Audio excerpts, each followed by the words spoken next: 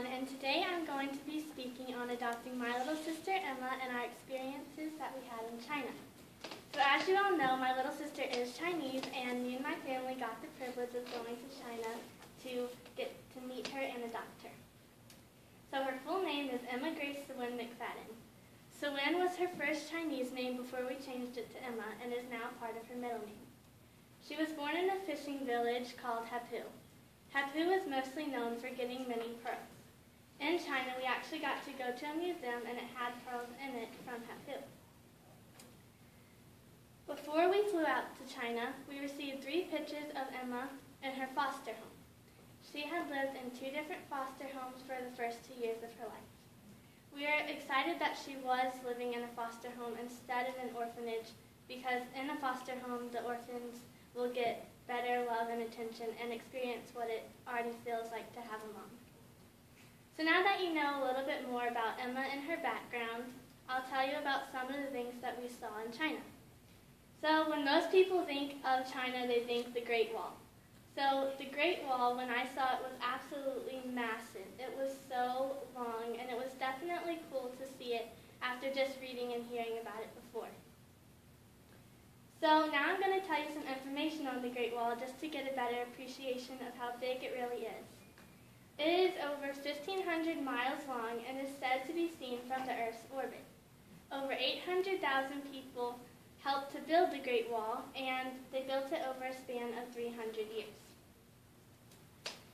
The Great Wall was originally built to keep the Mongolians out of the Chinese territory, but now it isn't used for that anymore. When we went on the Great Wall, we actually got to see the lookout post that they have along the Great Wall, where a Chinese soldier would have stood to look out for the Mongolian army. The next big thing that we saw in China, and is said to be the second thing that you should see there, is the Forbidden City. So what is the Forbidden City, and why was it even built? The Forbidden City was a home for the emperor and his family, and they lived in it for 500 years before letting the public come into it in 1950. In the Forbidden City, they have 8,704 different furnished rooms. That is a lot of rooms for just one family. It's also the world's largest palatial structure, and just like the Great Wall, is located in Beijing. When we first walked up to the Forbidden City, we saw the big front of the building with a big picture of General Mao on it. If you don't know who General Mao was, he was the founder of a communist party, which means, being a communist means that you believe that all property should belong to the state and should be equal and common to everyone, basically meaning you don't own anything. Unfortunately for everyone who lives in China, China is a completely communist country. After seeing the Great Wall and the Forbidden City in Beijing, we took a flight southward toward Nanning. Nanning was the most important city to me and my family because this was the city that we got to meet Emma. The day we met her, she was wearing a bright pink pair of corduroy pants with a matching jacket and little bright red shoes. We still have these articles of clothing, and we plan on keeping them forever. So we spent about a week in Nanning, and this week was filled with my parents doing a lot of paperwork and the whole family getting to know Emma better. Out of the 3 cities that we went to, Guangzhou, Nanning, and Beijing, I liked the food best in Nanning because they had amazing coconut milk, which me and my mom have been trying to find ever since we tasted it, but we failed.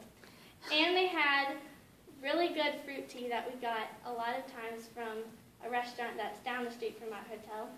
And they also had really good candy that I still haven't been able to find, but I want to. Another memory from Nanning was an old man doing a Chinese yo-yo in a park, and we asked him if we could use his Chinese yo-yo or try to do it. He said yes, and we discovered it was actually very hard, but he was pretty pro at it, so he made it look easy. Another memory in China was in Nanning that me and my dad were able to help a blind man.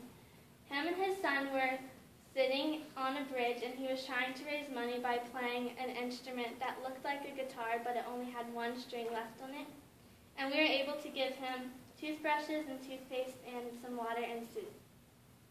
Him and his son were very grateful and happy for these things, and it was definitely a cool experience for me and my dad. So there's so much more to tell about China, but all I can say is that the best part about it was getting my new little sister, Emma. Thank you.